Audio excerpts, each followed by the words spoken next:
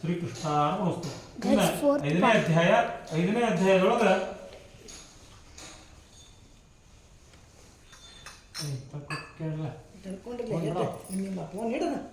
ಇದು ಕೊನೆ ಅಧ್ಯಾಯ, 5ನೇ ಅಧ್ಯಾಯ. ಅಂಗಧ್ವಜ ಅಂತ ಅಂಗಧ್ವಜ ರಾಜ ಏನು ಮಾಡಿದ ಅಂದ್ರೆ ಬೇಸರ ತಗೊಂಡು ಮನ್ಯಾಗ ಹೆಂಡತಿ ಮಕ್ಕಳು ಎಲ್ಲ ಈಗ ನೀವು ಎಲ್ಲಿ ಸಾಂಗ್ಲಿ ಮಿರಜ ಗೋವಾ ಎಲ್ಲ ಕಡೆ ತಿರುಗಾಡಿಗೆ ಹೋಗ್ತಾರೆ, ಹಾಗೆ ತಿರುಗಾಡ್ಬೇಕು, ವನಕ್ಕೆ ಹೋಗ್ಬೇಕು. ಎಲ್ಲ ಕಾಡ ಗೀಡ ತಿರುಗಾಡಿ ಬೇಟೆಯನ್ನಾಡಿ ಮನೋರಂಜನೆ ಏನು ಕಾಡೇ ಇತ್ತು. ಎಲ್ಲ ರಾಣಿಯರನ್ನ ಮಕ್ಕಳನ್ನ ಕರ್ಕೊಂಡು ಏನು ಮಾಡಿದ, ರಥವನ್ನು ಹೇರ್ಕೊಂಡು ಬೇಟೆ ಆಡಲಿಕ್ಕೆ ಅಂದ್ರೆ ಸೌಂದರ್ಯವನ್ನು ಸವಿಯೋಣ, ಕಾಡಿನಾಗ ಅಡ್ಡಾಡೋಣ ಅಂತ ಪರಿವಾರ ಸಹಿತ ಕಾಡಿಗೆ ಹೋದ. ಇವೇನು ಮಾಡಿದ ಅಂದ್ರೆ ಬೇಟೆಯನ್ನು ಬೆನ್ನಟ್ಟಿ ಕಾಡಿನ ಮಧ್ಯಭಾಗಕ್ಕೆ ಹಂಗೆ ಹೋದ.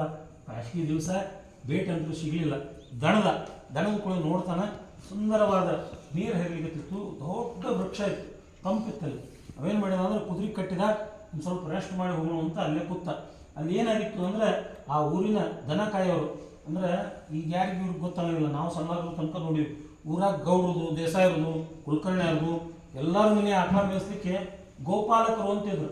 ಅವ್ರು ಏನು ಮಾಡ್ತಿದ್ರು ಅಂದ್ರೆ ವರ್ಷಕ್ಕೆ ಒಂದಿಷ್ಟು ಚೀಲ ಗೋಧಿ ಪೀರಿ ಅಕ್ಕಿ ತಮ್ಮ ಹೊಲದಾಗ ಏನು ಬೆಳಿತಾರೆ ಕೊಡ್ತಿದ್ರು. ಅವ್ರ ಕೆಲಸ ಏನಪ್ಪ ಅಂದ್ರೆ ಮುಂಜಾನೆ ಎದ್ದು ಕೂಡಲೇ ಅವ್ರ ಮನೆ ಮುಂದೆ ಬಂದ್ರಂದ್ರೆ ಕೊಳೆ ಬಿಚ್ಚಿಬಿಡೋದು, ಆಕಳ ತೊಗೊಳ್ಳೋದು, ಊರಾಗ ಹೋಗೋದು, ಅಗಸಿ ಬಾಗಿಲು ಮುಂದೆ ಬಂದು ಸಂಜೆ ಮುಂದೆ ಆಕಳ ಬಿಟ್ಬಿಡೋದು.